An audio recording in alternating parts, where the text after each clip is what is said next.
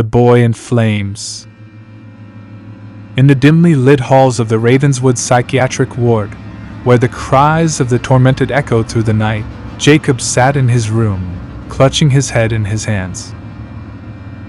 Diagnosed with schizophrenia, he had long been tormented by visions that no one else could see. But tonight, amidst the sterile walls and the distant hum of medical equipment, a new horror began to unfold. Jacob first saw him in the reflection of his window, a boy, engulfed in flames, standing at the foot of his bed. The boy's eyes were wide and pleading, an unnatural brightness amidst the swirling fire.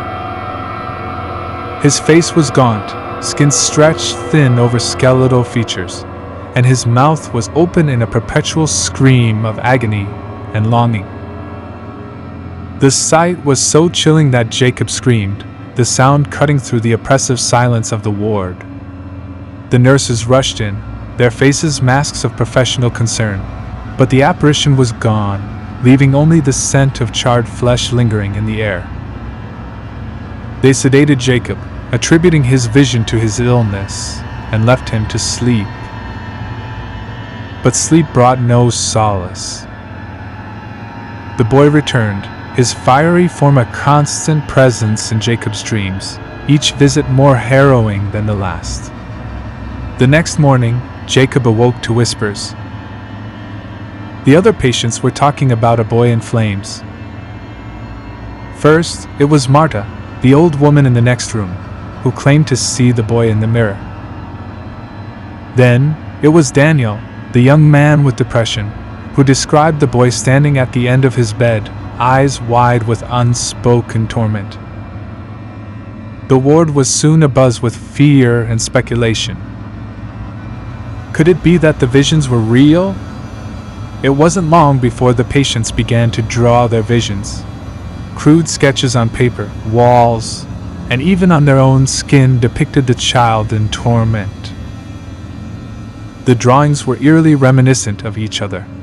Wide, supplicating eyes, a mouth frozen in a scream, and flames that twisted and danced around the emaciated figure. The consistency of these drawings from different patients, many of whom had no contact with each other, sent chills down the spines of the staff. One night, Jacob woke to the sound of weeping. He opened his eyes to find the boy standing over him, the flames licking at his body but not consuming him. The boy's eyes were wide and supplicating, his mouth contorted in a silent scream. Jacob felt a tug at his soul, as if the boy was trying to communicate, to share his suffering. The heat was unbearable, the sight horrifying, but Jacob couldn't look away. Desperate to end the torment, Jacob reached out to touch the boy, his fingers passing through the flames and feeling only cold. The boy's eyes grew wider, his mouth closing for the briefest moment, as if he was finally finding peace. Then, with a burst of searing light, the boy vanished, leaving Jacob alone in the darkened room, drenched in sweat and tears. But the torment was far from over. The boy's absence left a void that was quickly filled with madness. The other patients, who had shared Jacob's visions, began to scream and claw at the walls, convinced that the boy was still there, lurking just out of sight. The scent of burning flesh permeated the air, a constant reminder of the horror they had witnessed. The ward descended into chaos. Patients turned on each other, their minds broken by the relentless terror. The staff abandoned their posts, fleeing the hospital in a desperate attempt to escape the ensuing curse.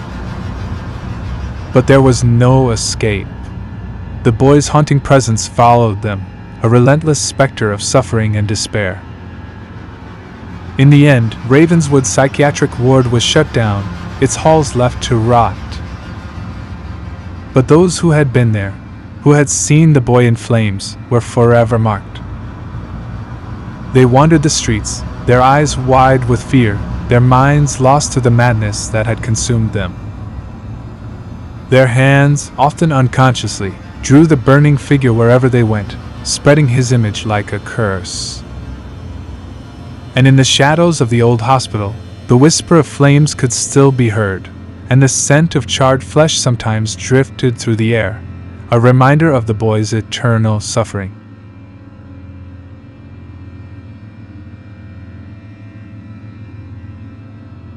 Thank you for watching.